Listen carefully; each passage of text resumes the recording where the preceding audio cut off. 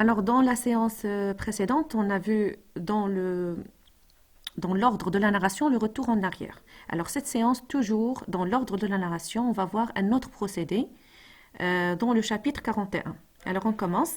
Eh bien donc, ayons courage avec la mort. Donc, toujours, il parle de la mort. Prenons cette horrible idée à deux mains et considérons-la en face.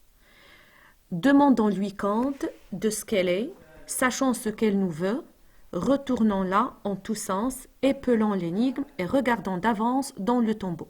Alors là, il parle toujours de la mort. Regardez, tous ces mots parlent de la mort, l'horrible idée, d'accord, l'énigme, etc. Alors, regardons d'avance dans le tombeau. Alors, au contraire de ce qu'il a fait dans le chapitre précédent, donc il a retourné en arrière. Donc aujourd'hui, dans ce chapitre, il va dans l'avenir. Il va entrer dans le tombeau d'avance, regardant d'avance dans le tombeau. D'accord?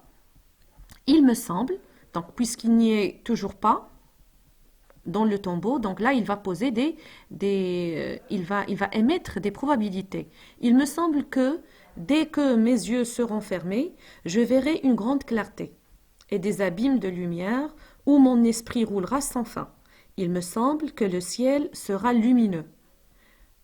Il me semble que le ciel sera lumineux de sa propre essence, que les astres y feront des taches obscures. Donc regardez le mot lumineux et obscur, des mots contraires, donc là il s'agit d'une antithèse. Et qu'au lieu d'être comme pour les yeux vivants des paillettes d'or sur du velours noir, ils sembleront des points noirs sur du drap d'or. Donc ici, il parle de la mort. Donc ce procédé dont je vous ai parlé tout à l'heure est l'anticipation. Il anticipe. Ça veut dire il parle d'une chose avant qu'elle ne se produise. D'accord? Avant qu'il ne se produise. Il n'est pas encore mort, mais il pense à la mort. Et il va affronter la mort avec sa réflexion. Ou bien misérable que je suis, ce sera peut-être un gouffre hideux. Donc là, c'est une deuxième hypothèse. Tout à l'heure, il a dit peut-être ça sera une lumière, la mort sera une lumière. Et la deuxième hypothèse, c'est un gouffre hideux, profond, dont les parois seront tapissées de ténèbres, et où je tomberai sans cesse en voyant des formes remuées dans l'ombre. Alors toujours, ce sont des hypothèses. Il est probable, ou bien des probabilités, il n'est pas sûr. Bien sûr, on ne peut pas être sûr puisqu'il n'y a pas quelqu'un qui a été déjà mort et qui est revenu pour nous raconter de quoi il s'agit exactement. Il est probable que cela est ainsi. Mais si ces morts-là reviennent, sous quelle forme reviennent-ils? Hélas, donc là c'est une autre question qu'il pose concernant la mort. Hélas, qu'est-ce que la mort? Qu'est-ce que la mort fait avec notre âme? Quelle nature lui laisse-t-elle?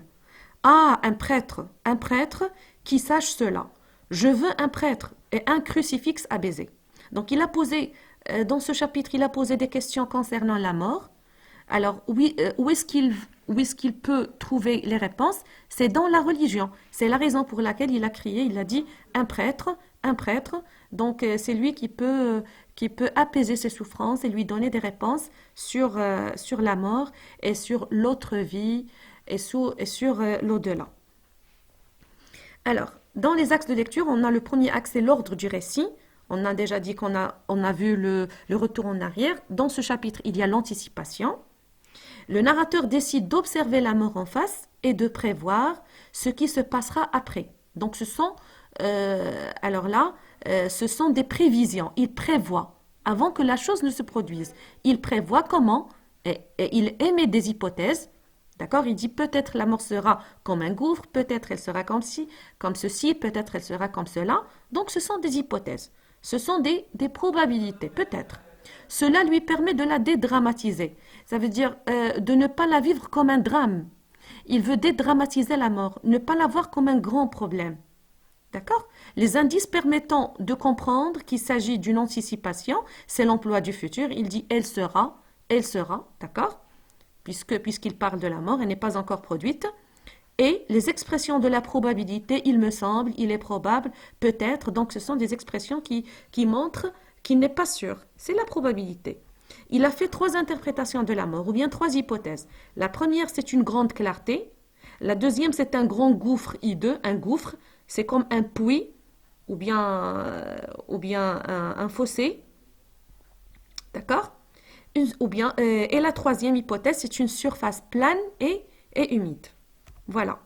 À la fin de sa réflexion, il s'est demandé également sous quelle forme reviennent les morts. Donc, ce sont toutes des questions qui concernent la mort. Ces questions pèsent lourd, ça veut dire elles sont difficiles. Difficiles pour tout être humain. Et difficiles surtout pour quelqu'un dont la mort est prochaine, est très, très, très, très proche. Lourd, alors ces questions pèsent lourd sur lui. Quelqu'un qui attend la mort et qui pense à la mort, naturellement, ça sera très, très difficile. Il est perdu, impuissant, il est perdu, impuissant et déçu. Donc, trois adjectifs qui décrivent l'état d'esprit du condamné en pensant à la mort.